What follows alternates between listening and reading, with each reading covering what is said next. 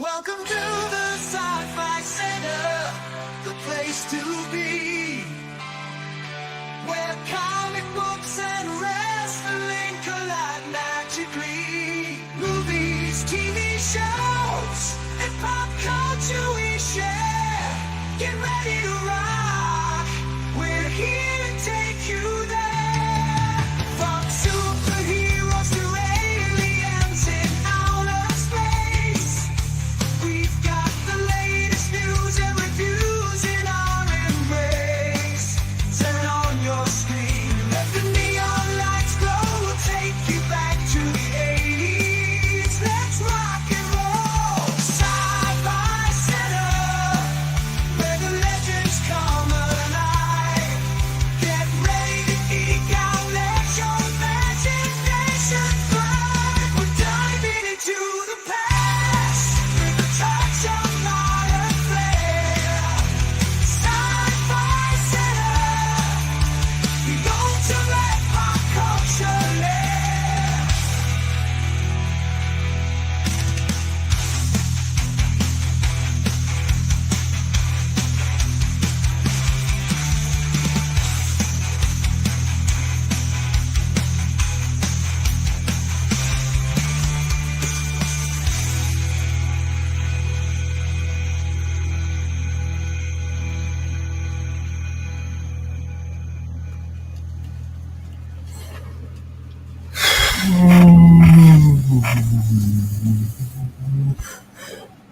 Welcome to the opening hours of Thursday, May 29th, 2025. This is a sort of unplanned stream. I had planned on streaming, but way earlier tonight. But I had some stuff that took me a little deeper into the evening than I expected to be. So we're going to do our planned show that I have a planned theme for tomorrow night. Around 11:30 or so, but yeah, today I got home too late to set up anything, so we're gonna do a Benadryl stream. So, tonight's show is brought to you by Lionsgate Films' Ballerina, taking place during the events of John Wick Chapter 3, Parabellum. The film follows Eve Macaro, Ana de Armas, who is in the beginning of her training. Well, I can't read tonight. In the assassin traditions of the Rosca Roma, Lionsgate presents a Thunder Road Films 8711 production. For those of you who are in the Las Vegas area, our campaign starts tomorrow in regards to sending you to a pre-screening that will take place Monday at AMC Town Square. I will be there in person to see this movie with you all. I will be handing out T-shirts and posters and all that kind of stuff to those of you who are able to physically make it down to the center over the next 4-day period. So let's say hi to the chat. The Duck is here. How you doing, Larry? What's going on? Slipknot, how you doing?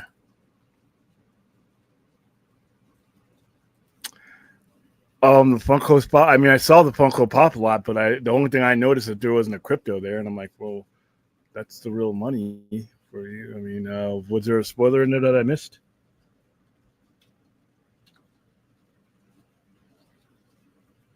Let me see.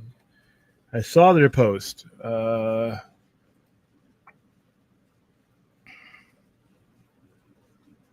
Okay, there is a crypto.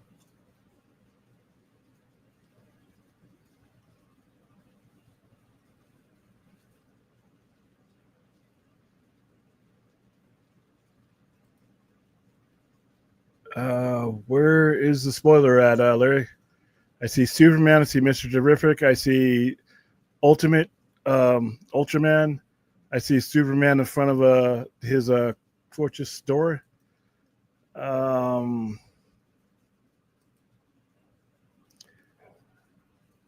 see that the three of them are going to be chase figures, so people will be running up the prices on those.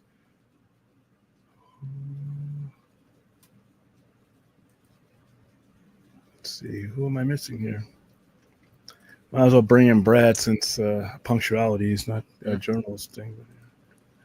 I'm just kidding. Mr. starts the stream half hour later than we usually do. An hour later, get it right. I don't see any spoiler. I see Superman, Lois Lane, We knew Metamorphos coming in here. Hammer. We knew the Hammer of whatever Bavaria, whatever. Okay, we knew. The spoiler, like who's under the Ultraman mask? Because it doesn't. I don't see who. I don't The see that. Mask's still there, so. Cryptos. This is going to be the highest selling one out there. And they have and then you have Superman. Looks like a 10-inch Superman too. So I'll probably pick all these up. I don't see unless I'm missing something, guys. Let me know if I am missing I don't see anything. Hello, how are you doing? Okay, you have to be high by now. What the fuck are you talking about, Clint? That's out of Beavis and Butthead with the guidance counselor. Fly, lesbian, seagulls. Oh, I put Beavis and Butthead in the Simpsons category of shit I have not watched in almost 30 years. The last time I watched something with Beavis and Butthead on it was the Saturday Night Live skit that they did which last was year. You mean the one that? Yeah, which was Ryan Gosling and Mikey Day and Heidi Gardner couldn't keep her. Well, I don't think I could have either. And that's, if you haven't seen that skit, guys, look that up, because that is, they're in an audience where it's like We're talking about AI. I just watched it this morning too. And they're sitting out there, but Beavis is what does look like that, and Keenan keeps saying, it's like, oh, these guys look like Beavis and Butthead, and they're distracting me. She turns around and sees Beavis. You can't even she sees Mikey Day dressed up as Beavis, and I guess he just couldn't take it. Yeah. Well, they clearly didn't show her what that was going to look like before she went out there on stage. It's one of the big, but I guess just in the moment she just couldn't. She never broke. She never breaks. Yeah, well, it's one of the all. I mean, that really makes it sketch. It's like it's one of the all-time greatest And those extras that are sitting there are not. They're all stone faced. Yeah, I don't know how they could have done it. Well, because they're the ones that if they crack, they'll probably get fired. Oh God, how much do they have to pay them? Not crack, just not crack. I mean, what? Yeah. Racist. I was raised on Beavis. You were raised on what? What was that? Sorry. I was raised on Beavis and Butthead. Oh. I mean, they were around, but and I would watch them because back in the 90s I kept MTV on perpetually. It was one time before I got heavily in sports, MTV was the only thing I kept on. And when I first opened up the store and I would have TV, and when I first had cable, first had digital cable in the store, MTV was always on because it was the safest. I remember. I still remember the controversy that that sparked that. I mean, it got to the point, the controversy of Beavis and Butthead as far as the antics they get into, and it got to the point where they had to put the disclaimer from Beavis and Butthead aren't role models. No, because they were beating animals and stuff. Frog baseball was the very first thing you saw them do. Well, Butthead's or it was Beavis. I think his fixation on fire, like that. Apparently, some fire. Cornelia. Yeah, it was funny when I first saw it for the first couple of years of the show, but just like The Simpsons, it just wasn't funny anymore. It's like the same thing with Married with Children. Married with Children was on for 20 years. The first couple, maybe 5 or 6 years, it was actually funny, but the last 15 years, I just didn't see the humor in it, and I just eventually Simpsons is still on the air, and I swear to God, I've watched maybe 2 minutes of Simpsons in 10 years. And I probably will watch, if it stays on another 10 years, I will probably maybe watch another minute of it. It just, it was funny when it all began, but as I grew into life, it just wasn't funny. It just seemed like more of the same thing. SNL is that way for me now. The only things I watch SNL is certain skits like that. I watch the Weekend Update and I watch the cold opening. But just like with The Simpsons and Beavis and Butthead, it just lost its effect on me. It just wasn't funny anymore for me. So, but like I said, plenty of people can still go through that same thing every year because it's been on for a long time. Email Brad the article. I guess you guys are having a private thing going on there. Email me what article? And who's saying email me an article? Larry's. You'll email the article about what? Oh, 2 different characters have the same number? That's because they're variants. Whenever you have a Funko Pop with the same number, they're variants. I don't know if that means... are you talking about Mr... okay, so let's see what he's saying. So 583... well, not... Oh, because DC's Ultraman and Hammer, whatever is, they're both 583. Um, they could be the same guy. I mean, I guess that would be a spoiler, but yeah, I guess I would consider that a spoiler. Gotcha. Let's see. They spoiled it though, not me. No, under Hammer's mask. Brad knows. Brad knows. Okay. I mean, What do I know? I'm just assuming that you mean him. So I'll go ahead and let me see your email here. Yeah. Is it one of my articles you're sending, William? No, he's Oh, speaking of articles, I'm gonna go ahead no, and brag. somebody named Cameron Bonamoto. Is he from comic book? Is he where I write? Yeah, comicbook.com. Okay. Oh, yeah, I think I know. Yeah. Yeah. I'm just reading this real quick.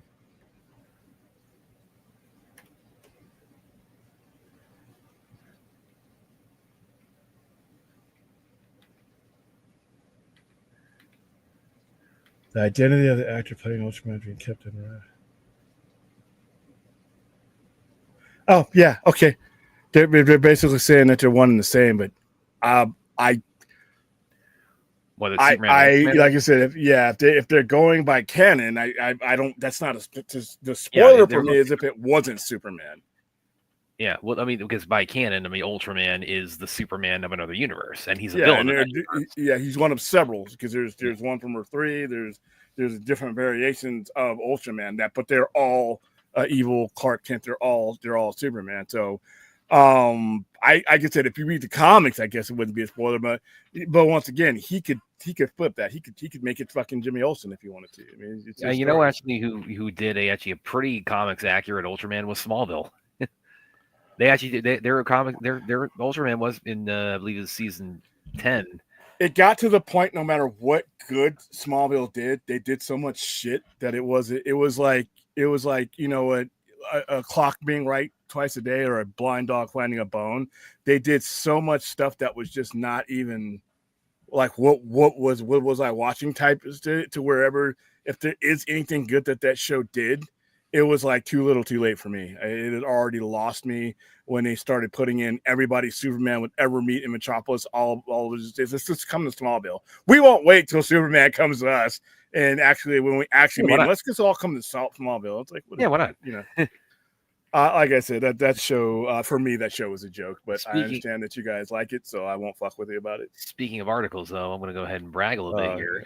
Why are you? This is not the Benadryl. Where are we pimping your articles on the Benadryl stream? What the fuck? Well, so of course, you guys may be aware since I started a comic book. I mean, in my career up to this point, I've in entertainment journalism, I've mainly written a lot on movies and TV. It's kind of my subject matter base. But since I started a comic book, I've also gotten in on the actual comics side of things, as far as that wing of geek culture. And today, I just had a review I did of Absolute Wonder Woman 8 go live because it's the first instance where I got to read a comic before it hit the shelves. So there you go. It's right here. And Cliff Notes version, Absolute Wonder Woman, and by extension, Absolute DC continue to be effing awesome. So, and have you had a chance to read Absolute Wonder Woman 8 yet, William? No, it's on the. I got it, but I haven't had a chance to read it. Because it ends on a pretty big. I mean, it's starting like the next story with Wonder Woman, like in the Absolute universe. It's a part 1, and the cliffhanger it ends on, which I'm not going to spoil what it is here, but it ends on one of those like. It kind of reminded me a little bit of like the cliffhanger of Kill Bill Volume 1, where it's like, is she aware her daughter's still alive? This kind of reminded me a little bit of that with this little new bit of information Diana gets at the end of this issue. So I'll leave it at that, but it's pretty good. So pretty good cliffhanger. It ends on really just continue to enjoy just all things with Absolute DC right now. That is really, as far as comics and certainly as far as DC is concerned right now, Absolute DC just has me. It has me hooked. It has me by the balls. It has me hook, line, and sinker. I am loving DC. It only took nearly 2 years for this to happen for us, so I'm kind of like, what took you so long type of situation. But I'm like, Well, fine. you own a comic book store, man. I mean, I was waiting to you to catch up to me. I mean, but you're a journalism. A lot of your content, revolves around some of these IPs. I figured you might want to pick up a comic book every now and then. But I'm glad to see it happen. Well, again, it's like it wasn't. I mean, because I know plenty of people, and like when I was a screener, I knew plenty of people who were on the comics beat. I just never really got onto that yet. And one of my editors, Nicole, watching, she kind of approached me a while back and said, "Hey, you want to start on the comics wing of this?" And so I did a couple months ago, and a lot of it's been, I've written like a lot of features on like they're a little bit more. Your sound's jamming up. Okay, can you hear me now? Yeah, it kind of fades away and sounds like feedback every now and then. Okay, it's closer. So a lot of what I've done features wise on comic stuff has been, I mean, the current stuff has been like, absolute DC, a lot of it, but again, it's always been like once the issue is out there. And I've also done like a lot on like a little bit kind of retro pieces where I talk about Earth One or talking about this, that, or whatever, DC Marvel stuff. So again, now enjoying the privilege of getting to read these things before they hit the shelves. Again, it's like I've had plenty of screeners and TV shows. Now I got them with comics, and absolutely love that next phase of my career. So this is my very first one, guys, of my review of a comic before it hit the shelves. So here you go. Hating on what? What are you talking about? It sounds fine, Brad Williams. Yeah, hating on what? I didn't say it sounded fine. I'm like, I mean, you seem to imply like my status as a comic book guy would be. Or is he talking about Smallville? Affected by Brad. Impossible 2, maybe. No, he's talking about you finally getting into the comics game. He's acting like my status on this show would change. I think I've been reading longer than Brad's been alive. I'm not sure. Well, again, also, you own a store, which I mean, it's expected of me. Yeah, exactly. Well, and me, it's like even when I started on the comics, on the comics beat, it's like, you're not necessarily, getting, issues, preview issues, before they hit the stands right away. So that's been a fairly recent development for me. So again, I don't get me wrong. It's like I definitely intend to keep going down that road with it. I mean, comics are fun. I've been trying to tell people for years, comics are fun. But yeah, there's a lot coming out this week. There's a lot of stuff that I'm behind on my reading too, because like I said, I'm surrounded by comics, but I also have to run the business of it, and that's time consuming.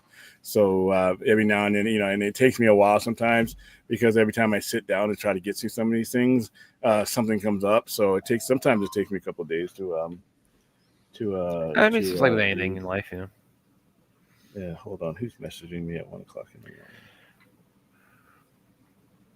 Oh, Steve Ortega's got one here. Sci-fi, because it is confirmed DC Studios will have a presence but it's going to be after Superman comes out. So apparently, with this here, it's like, will he show us a voice of Supergirl? I don't know. Apparently, the focus really is going to be on Peacemaker season 2. So I wouldn't rule it out necessarily, but I wouldn't count on it either. There's not going to be any focus. I think he's going to be there to showcase DCU. I don't think there's going to be a focus. I think Peacemaker 2 is going to be a big part of it, don't get me wrong, but there's not going to be a dedicated focus to just that. I think he's going to be making some announcements that have to do with the entirety of the studio that he has been in charge of for almost 2 years, and will now have stuff coming out by the time he's standing up on that chain. There was never a doubt in my mind that they were going to be here. I thought it was silly for them to be a consideration that they not be there. And people were like, "Oh, I don't need to go to Comic-Con because Superman." Like, you guys are thinking about one fucking movie. I'm talking about an entire universe that's being promoted. And again, that was the reason that was being offered, is because by the time of Comic-Con, Superman will have already come out at that point. So they're not going to promote that movie because it's already out. But yeah, because I was on several streams with people looking at me cross-eyed, because I'm like, why in the fuck would you not be at Comic-Con? Why? What? There's no, to me, there would have been no, and I never really believed that they wouldn't be. So this announcement to me is like, of course you're going to be at Comic-Con, and you need to be at New York Comic-Con. You need to be you're going to be in South America. You need to be everywhere, because DC fandom backup. No, there's no use for that. No, they didn't bring that back. That was there's no use for that. So that was like the most fun I've had as a DC fan, you can find a new way to have fun. There's no use for that. That literally was for that particular time. I don't see. There's a lot of other things they can augment beyond the level of DC fandom. I don't see a reason to bring DC fandom back. If you have to bring DC fandom back, you failed at a lot of other things that you need to improve. I wouldn't bring that back. That was fun a couple of times that they did it, but I would like to see them augment things that they're currently doing now. Bringing that back would yeah, I wouldn't do that. I would augment the DC show that they're currently doing now and put a lot more meat on that bone. But no, I thought that people see. Too many fans that I come across put everything they don't want to understand DC as an IP, as an overall brand. They only connect with cinematic shit. They don't understand that the brand, in order for the brand to thrive beyond, it has to be multidimensional. It has to be multifaceted. It has to be, you have to be able to take your brand and aim it at a family, and each person in that family can walk up to that brand and walk away with something of it. So to just say, well, why would James Gunn be there when Superman was already out? So Superman is one movie. We got another movie coming out after that. We have a show coming out after that. There's announcements. You have a show in production. I want to see the Green Lanterns there, if possible. I want to see. You kind of broke up there. Can you repeat that just before, like, you want to see there? Yeah, I want to see the Green Lanterns there. We're this isn't just the Comic-Con appearance is not just about Superman any more than Marvel's appearance there will be just about Fantastic Four, even though Fantastic Four releases that week. Deadpool and Wolverine released the same day last week, and guess what? We got a plethora of stuff when it comes to it. We got pretty much their whole Dr. year. News of who's you got Doctor Doom news. You had the Fantastic Four cast show up. You had the cast of a Thunderbolt show up. You had the cast of Hulk. I'm not Hulk. Captain America: Brave New World show up, and then you had the announcement of that. So people thinking, well, why is he going to be there? Because Superman, it's not going to be too pro. You're thinking so small. We're thinking so small, and I'm like, no. If last I looked, James Gunn is the head of DC Studios. I'm not sure. Got a gut feeling that DC Studios isn't about one movie. I don't give a fuck when it's released. So what? It gets released 3 years later. So that first step of that DC universe, you're not going to be using that to push everything else.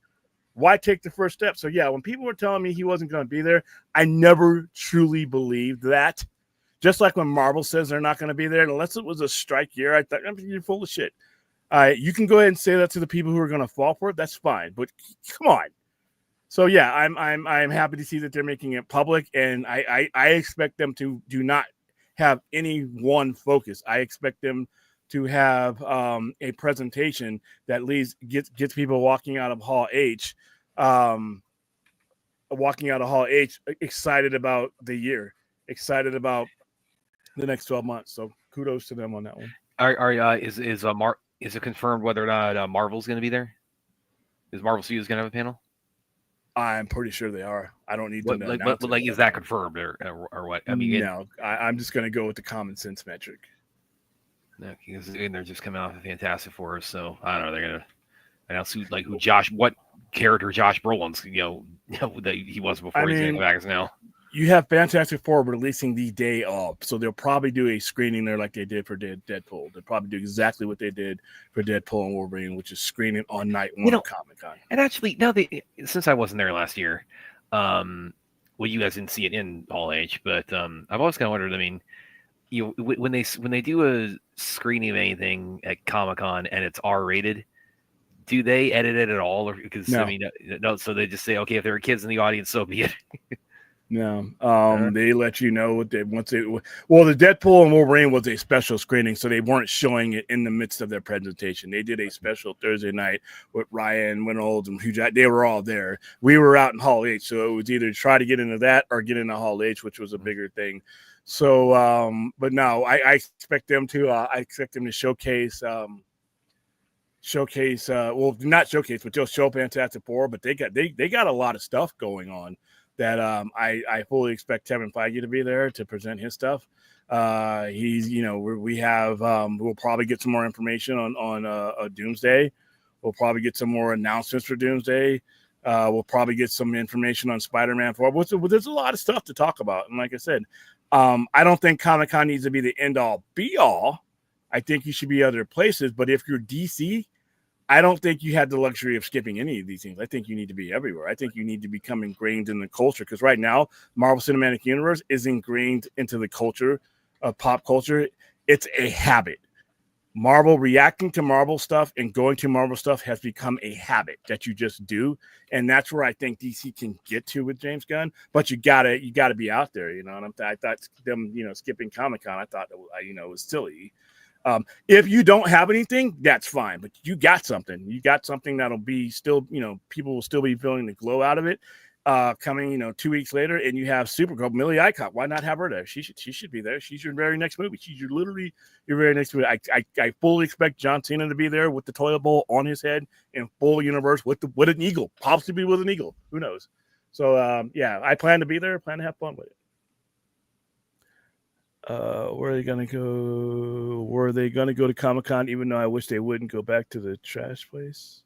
What? Yeah, not quite sure what you're saying here, Anthony. I think he's asking why are they going. Are you saying why are they going back? Because you think it's a trash place, or not quite sure what you're saying there, man? Maybe announce Brave and the Bold. That's possible. That's possible. Maybe you get an actor. Maybe have somebody come out in Batman and just take off his mask, kind of like Doom did. Kind of have Doom come out, take off his mask, and it's Robert Downey. Dude, that fucking place exploded. How's it going, sis? She is not your sister. I'm banning that. I'm going to ban that, and I'm just gonna literally just mute you permanently. It's creepy. I don't want to see about that. You won't be able to see John Cena though. What with the helmet on? Hilarious, Aaron. Only wrestling fans will get that. I see. Yeah. I really could hold my breath forever before I saw another X-Force interpretation and when it comes to Deadpool. I was so disappointed about, the characters that they used last time. It was kind of stupid. And then they killed them in 5 minutes. Well, that was the joke. So we filmed some of the X-Force 5 minutes later, they're all dead. Yeah.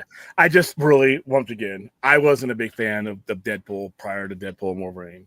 And if it wasn't for Wolverine being in Deadpool 3, I would have waited for it. I had no intention of seeing it. If there's another Deadpool movie, I'll pass on it. I don't find the character funny. I don't find the antics funny. It's just not for me. The only reason I went and saw Deadpool Wolverine is because the latter character in it. Because Hugh Jackman's Wolverine. I wanted to see how that turned out. And I think that they play well off each other. But if it was a Deadpool solo Wolverine, I could speed through that on Disney Plus or on Hulu. All right. Let's see. Matt Reeves has not left. I mean, not really. What can DC fandom do that your current apparatus shouldn't already be doing? You need to answer that question before you bring back something that may have been cool 2 or 3 years ago. You're in a totally different environment now. You have totally different people running it now and totally different ways of pushing out your message that you should be using.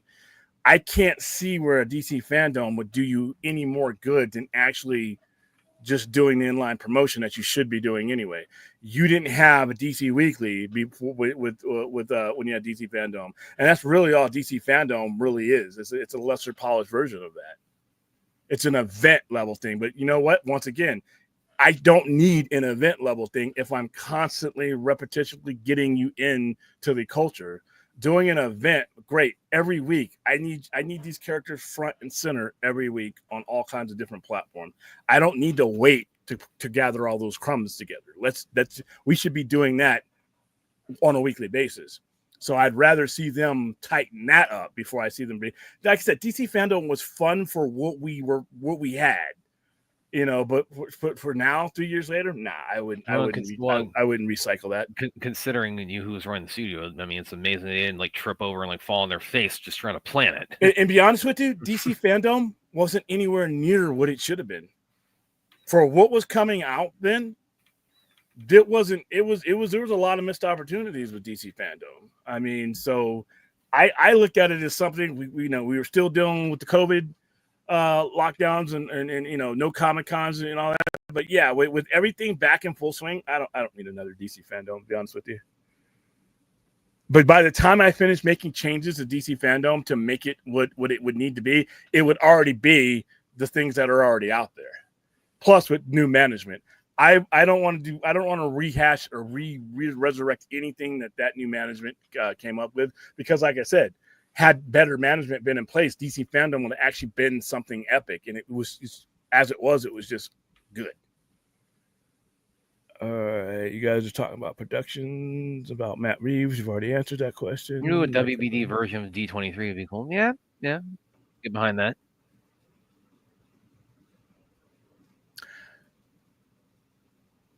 Yeah, it depends on when you did it too. Yeah, because obviously they're gonna want some space from like the actual D23. So. Yeah, and you're not gonna want to. I mean, you actually, I think a WBD version of D23, when you have several movies out and shows are out, that'd be cool. But right now, I just really think that the backbone of their advertisement should be their weekly show, and I think that show should be. I don't think they push that show enough. I don't think they promote that show enough. I don't think it's I think it's good for what it is, but every time I watch it, I'm like, wow, you guys are leaving a lot of food on the table. You guys are walking away from the buffet without even, you know, trying everything out. It's good, but it can be. They touch on a lot of things. They pierce the veil on a lot of things, but they don't go as deep and as far as I think they could go. There's a lot of character talk, and a lot of it is, you know, sometimes they'll have somebody from the movie on there, and it'll take up the whole show. And I'm like, the movie is a part of the DCU. Coy, you have Coy Jandra sitting, dude. That guy is a comic book encyclopedia. I think he needs more time on that show. I think he needs more time. And I also think what they need to do is the interconnectivity between all the IPs needs to be a lot smoother. They have them all there. They talk about them all, which is good. But I think one should enforce the other. So if we're talking about one subject here, we know we have comic book roots to that topic. So I would like to see him jump in there more and fill it out a little bit more, so that if every genre person who's watching this, so if you're the comic book guy, you're watching this, but you're not really watching the cartoons or animation or some of the shows, you can kind of get a glimpse of that and maybe give it a shot, and vice versa. So I like the show. Like I said, it's not a bad show, and I'm glad that they finally got around to having it.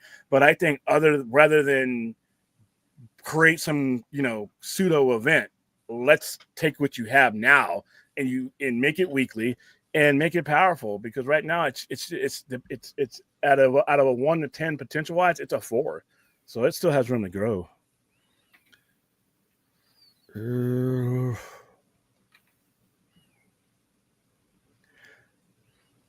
I think Marvel's going to be there. I do not think we're anywhere near X-Men casting, but dude, we could happen. But I think we're years away from X-Men.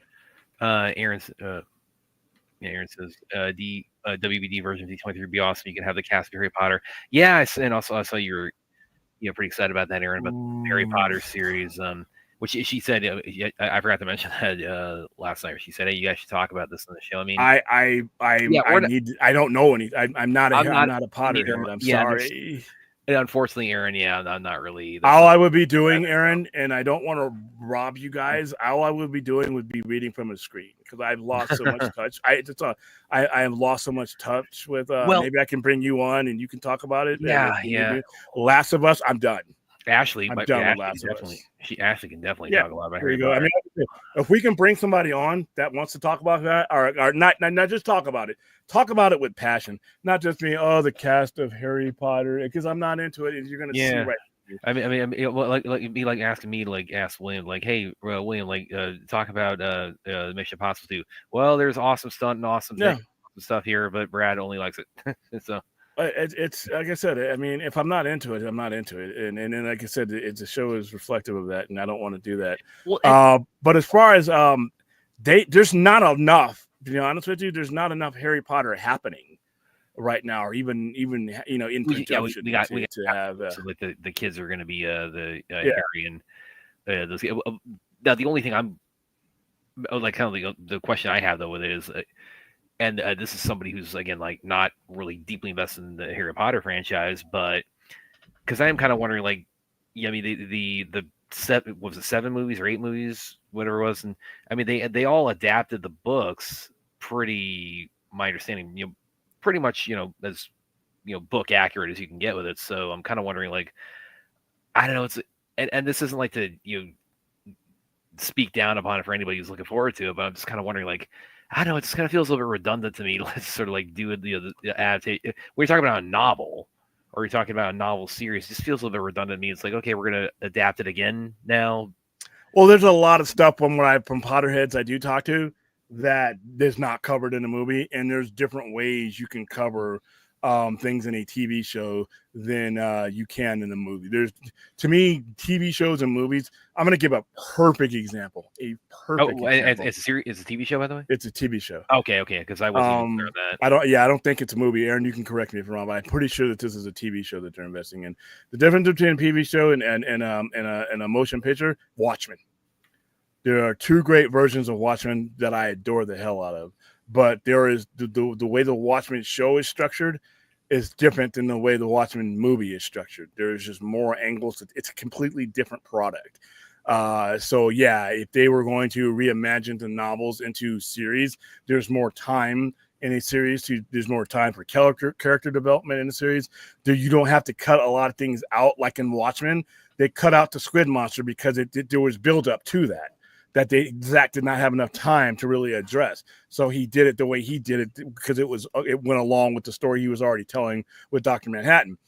In the TV show, they have 9 episodes, which, boy, I needed more. They have 9 episodes, and they have time to open up with the backstory of the squid. They actually dedicated an episode of Little Fear of Lightning, which is the best episode of the series. And they explained there was a guy who was going through the night that the squid monster killed everybody and how it affected him in his future and his life. So there's a lot more you can do when it's a series versus a movie. So yeah, that's why I'm always for long form storytelling. That's why I want, if I get a chance, a series or a comic book where I get issues and I get time, that's what I prefer. But if I'll take a movie too at any point. But yeah, that's why Harry Potter would probably be drastically different or significantly different from the movies. Let's see. Have I seen the Superman popcorn bucket? No, I have not. I've only seen the joke one that Film Junkie posted and people thought it was real. Batman, Spider-Man, Pacers, and 5. Are you guys going to be one of the 10 people watching that NBA final? Because I don't know who else is. X-Men is coming out, but I don't have a release date for X-Men. I personally don't believe we're at that point in storytelling yet. We're not even at the end of this iteration of the MCU. You're talking about the X-Men that are going to be further down the line. We're talking about these movies have been delayed. So we're talking about 26 and 27, and then movies that are in between them. And then you're talking about the X-Men. These X-Men are going to come after Secret Wars. They're going to be part of a new reality. So we're years down the line. I mean, why would you cast them now when you have old X-Men that you can kill off until then? So I don't know. I don't think we'll hear anything about the X-Men then. I keep hearing rumors that there's a script, but if I don't hear it from Kevin Feige, I don't hear it. Do I dabble in anime? Not as much as I used to. I'm not an anime aficionado. I mean, there are certain things that I know, but I'm not deep into the lore. I mean, we just started carrying it last year, and I'm incrementally building it up at the sci-fi, at the center. I mean, I have to like put cotton in my ears when everybody wants to grab me by the shoulder and tell me anime is taking over comics, which is complete and utter feces from the bull. It's creeping. It's starting to take a little bit more market share every year. But for me and most of my colleagues that are comic store owners, they're growing their market with it. But if we were to stop carrying anime, our doors are still going to be open. Oh. If we stop carrying pop, comic books, graphic novels, pop figures, and toys like that, our doors are going to close. So I'm slowly building up my anime section, testing out some things, and seeing what works and what doesn't work. But yeah, a lot of the success with anime and manga is coming from the big box places that can buy volumes and volumes and volumes of it. So yeah, I'm slowly getting into it. Dante, what did you yeah, look at check out this. I can't make the ballerina show in Las Vegas, giving enough time to notice, or enough notice for Superman to do Investigo. So with this whole teasing thing you're doing, just know when you say only losers aren't making this early show, you're saying that to this fine lady here. Yeah. Sorry, Ray. You and Brad can share the L. Yeah. You hear that, Ray? This is what William thinks. Hey, Ray, next time you're in Vegas, I'll have actually a cardboard L for you to take back to us. Yeah, you see, this is what William thinks of you because you're seeing ballerina who normal audiences are. Aaron says Harry Potter's a TV show and the movies cut whole storylines out and whole characters out.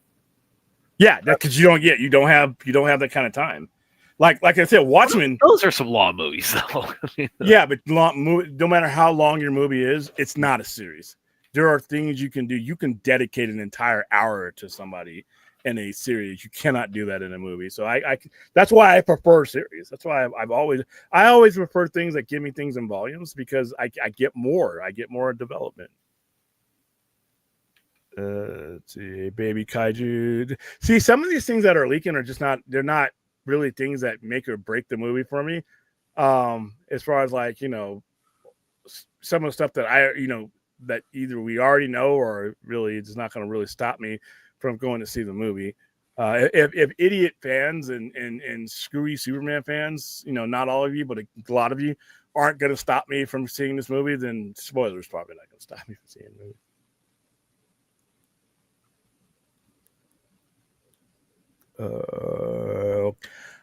Let's get out of the gate first. Abdi and DeLuca, they wouldn't be there for a DC type event anyway. They would be there for Warner Brothers because they're Warner Brothers Pictures. But I'm way behind you guys. So let me get back to here. Okay, see, yeah, but holy shit, dude. You're going to have like literally infomercials that are going to outdraw that ratings wise. I'm going to watch a little bit of it. I don't care about either of these teams. And that's where you make your money when it comes to the big, the big sports. A lot of people, unless you live in OKC or Indiana, you're just, there's no story there. And the Knicks making it would have been a cool story. They haven't won in 50 years. New York's a major market.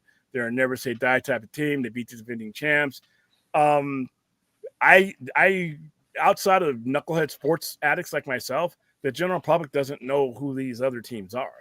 They know who LeBron is. They know who Steph is. They knew who Shaq was. They knew who Kobe was. You didn't have to be from Chicago to know who Michael Jordan was. In the 80s was the same thing. You had big names. Shea Gilgeous-Alexander is the MVP of the league, and I guarantee you if I had a picture of him plastered on my chest, no one would know who he is outside of Oklahoma City.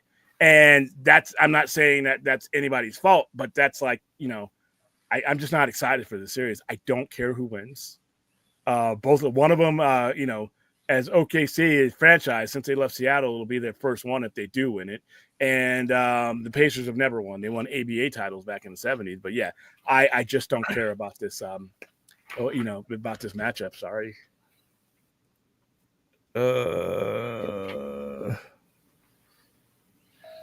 Oh, okay. He's not really going out on a limb here. He's saying a team that won 68 games is going to beat a team that barely won 50. So yeah, I think you'll be all right. Hold on, guys. People know that I'm up all night. They say fuck it. I'll just fucking message him. Fuck 1 o'clock in the morning. I know he's up, and they're usually right. Yeah, L. Take the L. Why are you joining the company of Brad? Because it's the company of awesome people who whatever. appreciate action masterpieces like The Raid, like Mission Impossible 2, like The Shadow Strays. That's if you're obsessed with Kung Fu. On the show I did. I could live my entire existence without It'd be a lame existence. No, it's not. My It'd be absolutely. Listen, dude. Just accept the fact that I'm not obsessed with kung fu. Is that so hard? No, Is that really hard? I mean, I slowly welcome you into the comic book sphere. You know, as you're getting in there inch by inch. I know you're not a comic book head like me. Where'd that idea come from, by the way? It's like I need to bring because you don't I need focus to on bring it. You don't speak on it. I need to bring my collection on That's the thing, though. I had to pry that information out of you. I'm not saying that you never were, but you're on a stream and we're talking about these things, and I have to like subpoena you to be talking about certain things. I'm like, okay, Brad's a collector. Let's talk about the stuff you're reading. I mean, you just recently started talking about the things that you're picking up at your store. And now it's like after a year being on the screen with me, I'm like, well, fuck, you should. What was this? So I thought this was already very understood. No, you did not make it so, which is fine. But I have made it so that, listen, I will not avoid martial arts in a movie, but it will never be the reason I go see one. I'm going to go see the ballerina. I'm going to see a ballerina because there's just pure violence involved. And it's complete bullshit, by the way. The kung fu thing. Kids, don't try that at home. Don't try that anywhere because it is fun to watch. But I'm like, that one scene where you came to kill me. She sent you to kill me, and then they're doing this. I'm like, first of all, you're both dead. At that range, you're both dead. At that range, it's gun fu. When they get closer, it's gun jitsu for information. I'm like, nobody's missing at that range, dude. Nobody's missing. All right. It's not the Matrix where you're dodging the bullets. They're shooting each other at a range. And by the way, they spend all their time letting you know just how really good of a shot they are. So when you get that close, I'm sorry. It is fun, and I will accept it. I will accept it, but like this just occurred to me, Ray. You know what we are? With this whole thing that William keeps rubbing our faces. You know what we are? We are the Losers Club. And you know how awesome, don't embrace. Oh Jesus! Oh, you know how awesome they are. They took down a killer spider from outer space who turns into a clown and hunts down children and eats them. So like that's how awesome the Losers Club is. The Clippers. I'm actually, by the way, I had no interest in Welcome to Derry until I saw the trailer. I'm intrigued. I could have taken or left that, but it's like that looks pretty. I'm intrigued. That's how important a trailer is, because I'm like, Welcome to Derry. I don't like prequels. This looks like, oh, come on, what do we? I'm done with Pennywise. I mean, Well, see, with all the Stephen King adaptations you gotten, it's like I'm wondering, like, when are we gonna get Maturin? When are we gonna get the universe barfing space turtle? There's a reference to the turtle in the trailer, I think. Also in chapter 2, there's the one part where they're in school. There's the turtle paperweight on the teacher's desk. So it's like you got the Easter egg to Maturin, but it's like that's all we gotten so far. Yeah. I had no intention of seeing that. That trailer looks phenomenal, and it doesn't need to be about. I mean, he's in it obviously because he's part of the story, but it looks like a good show aside from that. So now, once again, guys, when you make these trailers and you say, well, you don't need to know, you need a trailer because a guy like me, you literally created the viewer from what I saw in that. So Aaron's hold on. All of Australia's and losers comes to Karate Kid Legends. Damn right. Oh, yeah, damn right. Put the relevant. I'm sorry. Tomorrow night, by the way, Aaron. Yeah, have so much fun. What was it? Oh, Halliburton. What's something about Halliburton? Clippers traded Halliburton. Who traded the Kings. Yeah, and look at those franchises. I mean, they traded SGS for Paul George. Dick Cheney's the owner of the Kings now. I didn't know that. No, not Kelly Brown and Root. No, those guys. Halliburton, I had to deal with them in person. Did you see what happened to Anna Jay and Harley Cameron? Yeah, they're building their feud up. And by the way, Megan Bain is like, I met her. She was at WrestleCon. She's really tall. She's like a statue of a woman. She could probably slam me easily. She's like really tall, nice person. But yeah, that they're setting that up between this feud between them and Harley Cameron, Megan Bain, and then what's the other one that's in there?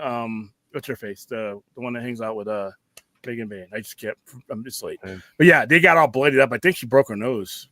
Like, the women stuff in these dude, it used to be back when Vince was running shit, women were just eye candy.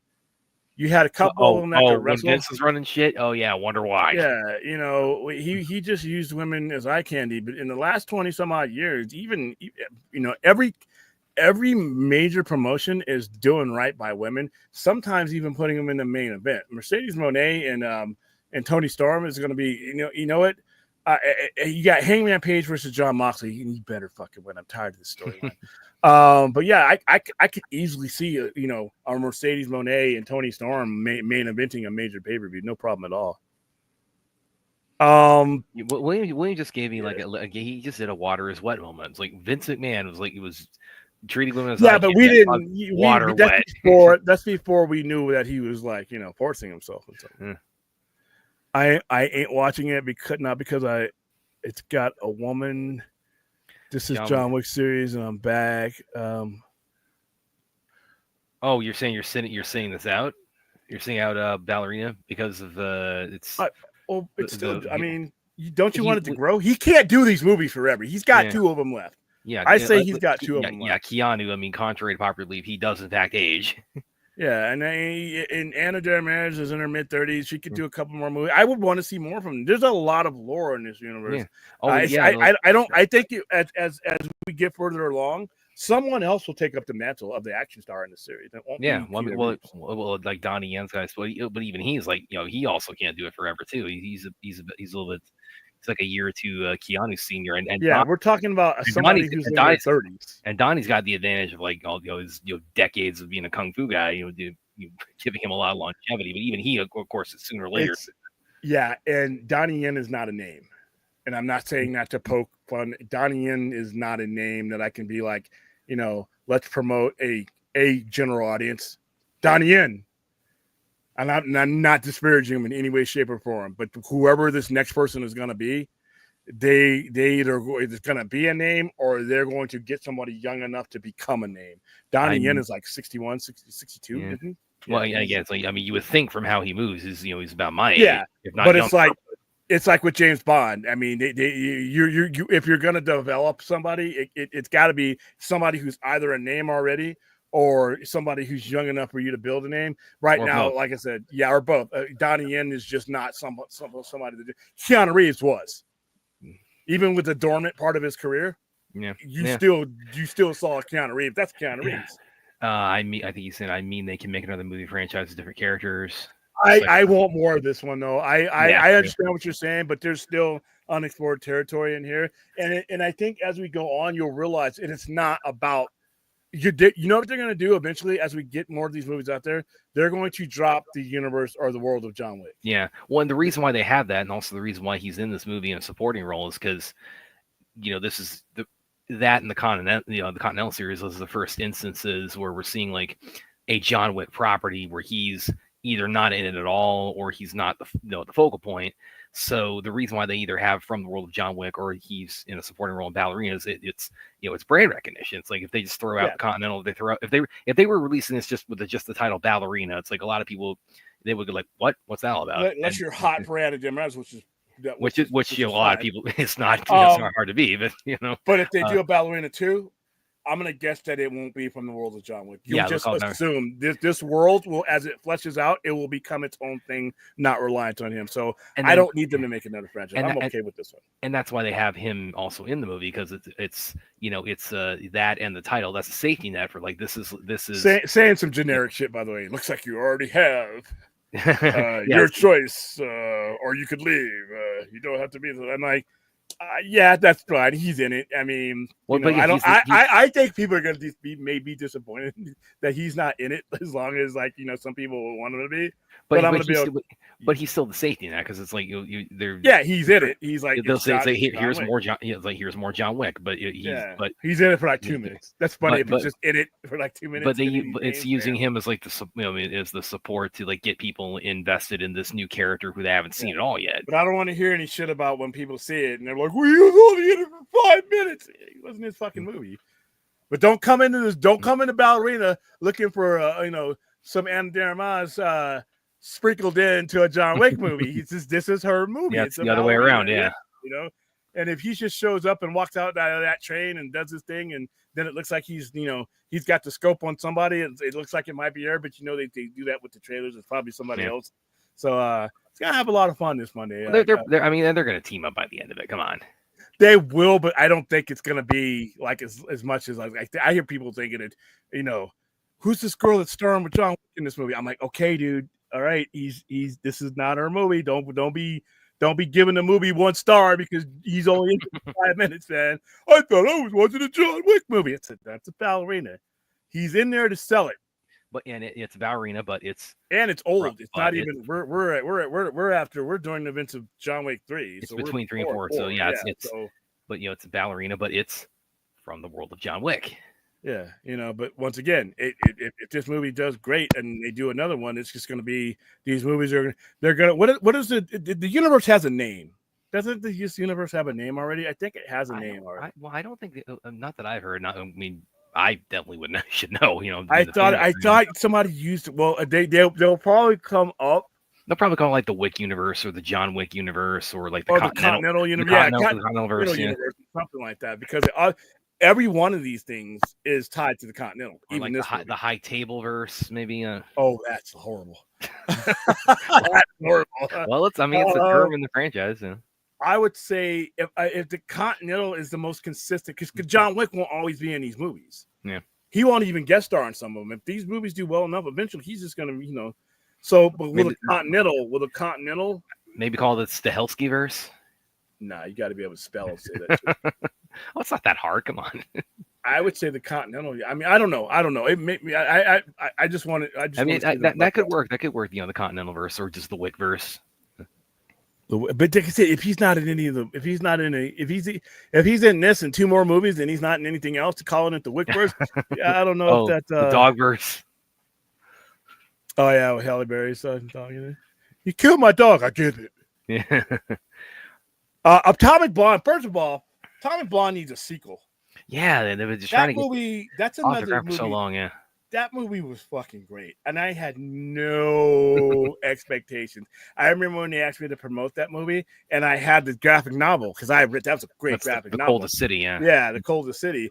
And I'm sorry, as good as that graphic novel is, there is no way that you read that and then you think you're getting that. The way they amplified that, so I need to see that. I heard it was in development, but you know how that goes. With Netflix and but yeah, just for whatever reason they just haven't been able to. She still looks hot. She still looks exactly we've got Nobody 2 coming. Like we've gotten like that. Yeah, and I like Nobody. I like Nobody, but how the fuck does that get a sequel? Before there's about good 15, 20 movies that you would think would get a sequel. How the fuck does that get a sequel? I mean, it made money. People liked it. That's how I got a sequel. There's about 10 or 15 more movies that made more money and that people like too, that we ain't getting sequels of. It took like a decade to get that counting. I mean, how much did Nobody even make? I mean, it did probably about as well as the first John Wick did. Let me look that up.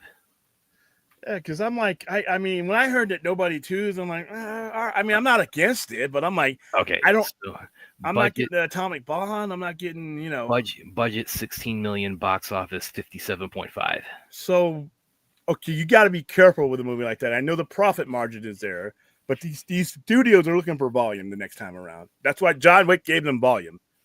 It just didn't give them a profit margin. It gave them volume. So Nobody 2. I mean,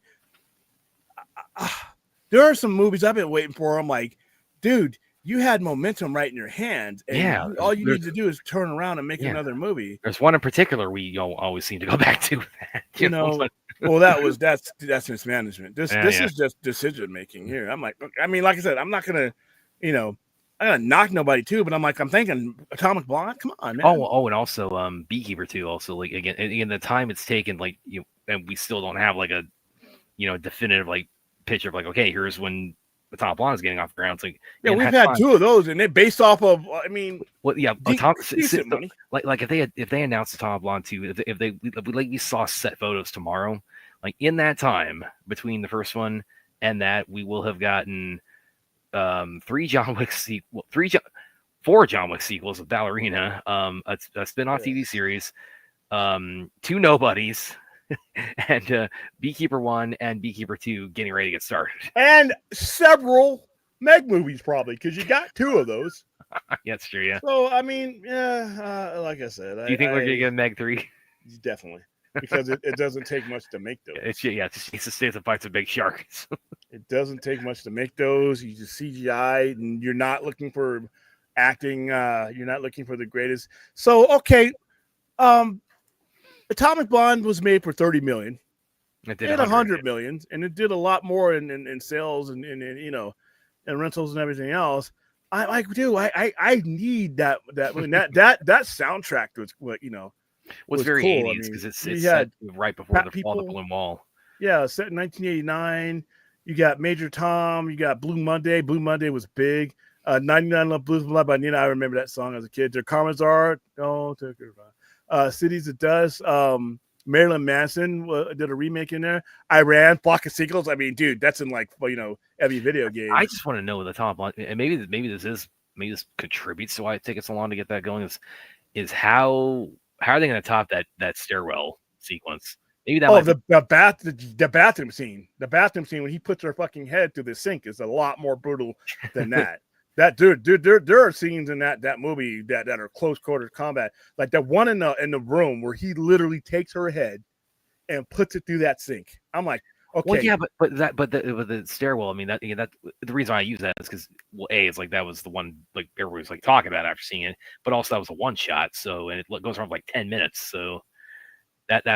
Wasn't there other ones that lasted longer? Let's look. So there's a lot of great action scenes in that, but that's the one that's kind of like the centerpiece of the discussion of the Tom Bond. So sequel. Oh God, Chuck Cage. No, we do not need this at all.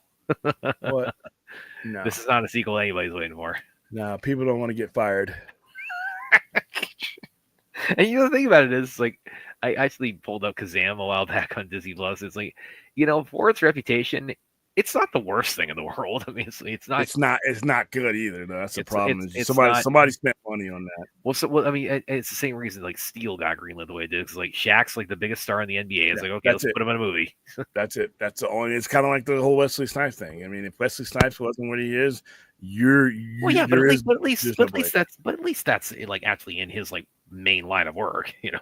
Yeah, well, one's an actor and one's an athlete, but yeah, it's just like, but once again, Shaq was about as big a name in the '90s as you could get besides Jordan. I mean, Shaq was larger. Shaq still is larger than life, even years after he retired. Now, Ricochet is great at the Hill. Ricochet is great as they are. I'm glad that they took this step with him. Ricochet is great. By the way, Trevor Mann, he lives out here. I actually ran into him. He's pretty cool. He actually was at one of our wrestling events. Yeah, this is also like, had Shaq started rapping before Kazam? It was the first time I remember seeing it. You know, he had like in that period. Again, not the best like launch, like going from like the basketball to movies, because in that time span, he had Kazam, he had Steel, and he had the Good Burger cameo. And the Good Burger cameo is the best one of the three by far.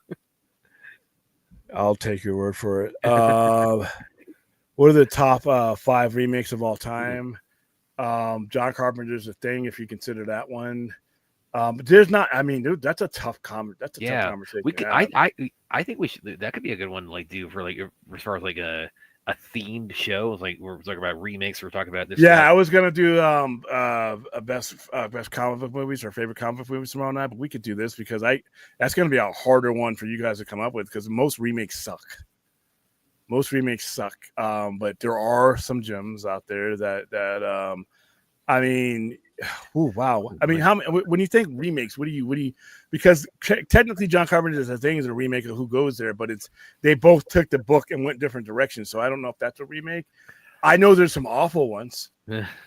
I know there's some really, really awful. Friday the 13th. I'm sorry, is an awful remake. I will. Rob Zombie's Halloween are awful movies. So.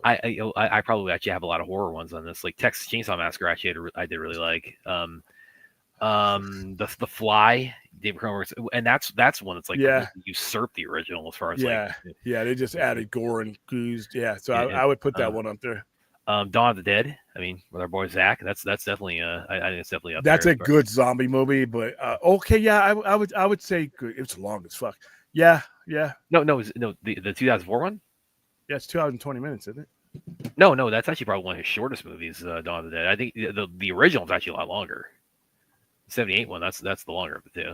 I recall. Yeah, that was before Zack. That was before Zack was making 4-hour movies. Dawn of the Dead. That was a little more standard. It was 2 hours. It was 2 hours. Yeah. All right. There's a version of it that is much longer though.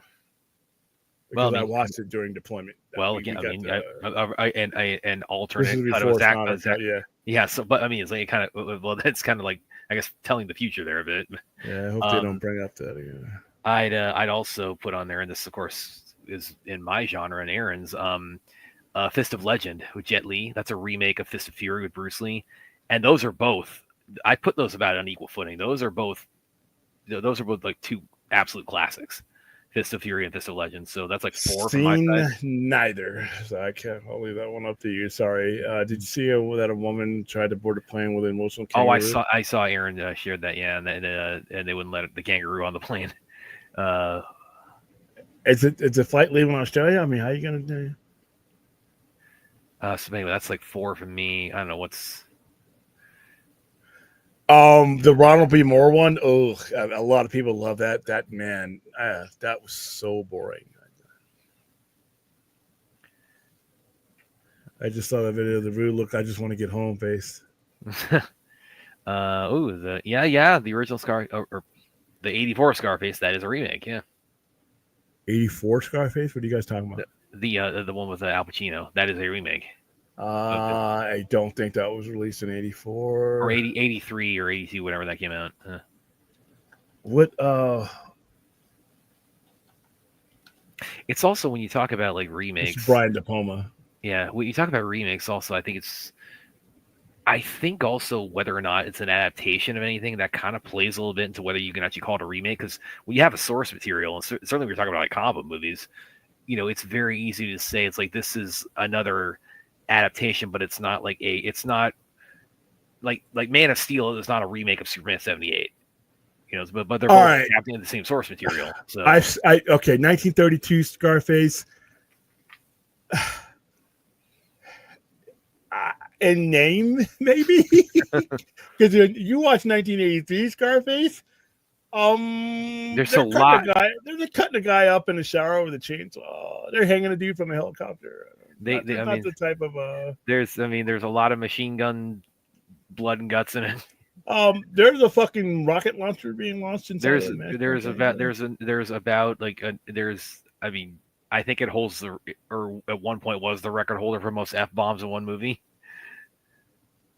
And by the way, people were like, well, they need to get a so-and-so to play this guy because that's his original nationality. We have to have this guy playing, like when Ben Grimm, they're like, it should be a Jewish guy playing Ben Grimm. I'm like, Al Pacino is far from Cuban. And he expertly played one. I get people who are like, when Jonathan Boyega or somebody would play, or play somebody black African American, they should get a black American actress to play. I'm like, most people don't even know Jonathan Boyega was from Britain. So guess what? He did his job. They're literally paid to be other people, guys. Yeah, well, yeah. Then that is kind of interesting talking about with Scarface because I think Stephen Bauer is the only actual Latino in the cast. So I don't know that movie might catch some flack today with the. Scarface would not even get made today. Scarface. Yeah. That is, yeah. For like that plus about 8,000 other reasons. Yeah, I mean, it's misogynist. I mean, there's cocaine. I mean, so much cocaine. He literally has a pile of yayo in front of him that he just buries his head in. It just comes out. It's like he's. Did you get the yayo? Did you get the yayo? How many times did they ask that in the question? Because it's all about moving drugs. Is that the origin of the term yayo? No, I think the Medellin cartel use that. Okay, I got you. So. All right, guys. So yeah, tomorrow will be a theme show. I'm hungry. Did you get the yayo? Yeah. Yeah, it was a whole blind like 10 times in the movie. It's like that same kilo of cocaine was getting passed around. A whole bunch of people were dying over the same bag of cocaine in the whole movie. So, all right, guys, tomorrow we'll have a theme show. I'll probably think it's either going to be favorite comic book movies or we can find favorite remakes. I'll have to do some. I'll have to do some research with that because I'm not a big fan of remakes. I mean, I think that the only time you really do a remake is when the entire game has been changed to the point where it's like, okay, we did not have the technology or the wherewithal to do this the way we could have done it. Now we have technology. Now we have different ways to portray things. I think if the technology has not, if things have not drastically changed enough to where you're making a different movie, then your take on it is basically going to be a retread, like The Crow. Then I could probably come up with a longer show of horrible remakes. To its credit, I will say the new Crow, it's not like the Gus Van Sant Psycho, which I kind of was when the news broke, when it became clear this was the one that was finally getting it rolling. I remember thinking like, okay, this could go one of two ways. They're either going to try to do their own thing, or they're going to turn this into Gus Van Sant Psycho. And to their credit, they didn't do that. So yeah, but see, Alfred Hitchcock had something about his movies that was a signature that you can't redo. Without Alfred Hitchcock's signature, it's just another. And that's what like the '98 Psycho. That's what it was. I remember the first time I saw it. Like the movie is like it's unintentionally funny to me because of like how closely it tries to mimic. The dialogue is verbatim. The scenes are verbatim. I mean, everything is like 98% identical. Like the biggest difference, as Roger Ebert pointed out in his review of it famously, the biggest difference is what Norman Bates is doing when he looks at that people. I'll leave it at that. So, all right, guys. Tomorrow I'm gonna go order some food because, like I said, I got caught up in business today, and I didn't even get a chance to get anything to eat. So now I'll scour Vegas trying to get some food. And not starve to death. And then I'm sleeping in tomorrow, so I'll probably pop a couple of pink ones. Because like I said, it's still really bad out here, man. You can kind of see my eyes right now. When I get up, it's really bad. Just like, man, that fucking eyes swollen shut, fucking allergies, man. But all right, that's it. That was a free and easy stream. No damage done. And Ray, we're gonna see this with the cool crowd of the Losers Club, and this doing. What does he mean? Over the ballerina thing? Yeah, no, we're gonna see it at the same time because it's like we're in the Losers Club, and the losers take down they take down supernatural villains. Don't associate yourself with peasant Brad. You're better than that, Ray. So we're gonna take down that spider next time it comes down in 30 years, Ray. You, me, and Aaron. We're gonna like 4 others to fill out Losers Club. Yeah, whatever. But yeah, I gave you plenty of notice, right? Come on, man. We've been talking about this for a while. But okay, if you can't make it, you can't make it. That's a long way to come. But Superman, like I said, but never me. Superman is a little bit further down the line. Fantastic Four, like I said, we'll be hopefully in San Diego with Fantastic Four. By the way, speaking of ballerina, real quick before we wrap up, I just remembered that it was supposed to be out last June, more or less the same date, and then it got bumped because that's when The Crow got moved to, and that got bumped for August, and then they could have kept bumping that. To be honest with you, I mean, they could have kept bumping The Crow until it's out of existence. So, all right, guys, that's it. We will see you later on today, technically. Have a nice night. Like, subscribe. If you're watching us on Twitter, come on over to the mothership, youtube.com/@the-Sci-Fi Center. Just Google the Sci-Fi Center, and all my landing page, all my social media is there. Click on all of it. Follow me everywhere. I'm allowing you to stalk me, so go ahead and do so. And we'll see you later on this evening. Bye. See you guys.